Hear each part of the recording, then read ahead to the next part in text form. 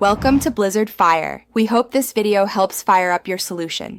You start by opening Settings and heading straight to Privacy and Security. Once there, tap Location Services. Make sure Location Services is on, then scroll down to System Services and select Significant Locations. You will be asked to authenticate with Face ID, Touch ID, or your passcode.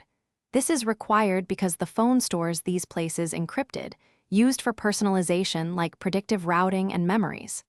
Once authenticated, you are in the only built-in place where iOS shows your visited locations. You now review the detailed list. Tap a city or region to expand all recorded places.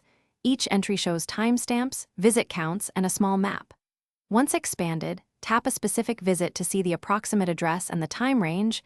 This helps you reconstruct travel days. Because iOS doesn't provide a direct export, use screenshots or manually note key addresses for records. Make sure to scroll through older entries. The list is chronological and may cluster multiple stops under one region. Finish by deciding what to do with the data. Tap Clear History to remove stored locations or toggle significant locations off to stop future logging. Both actions require authentication and explain why they improve privacy. You can also restrict specific apps via Location Services settings. If you can't find significant locations, make sure Location Services is enabled, your device is updated, and a passcode is set. Managed or supervised devices may hide this option.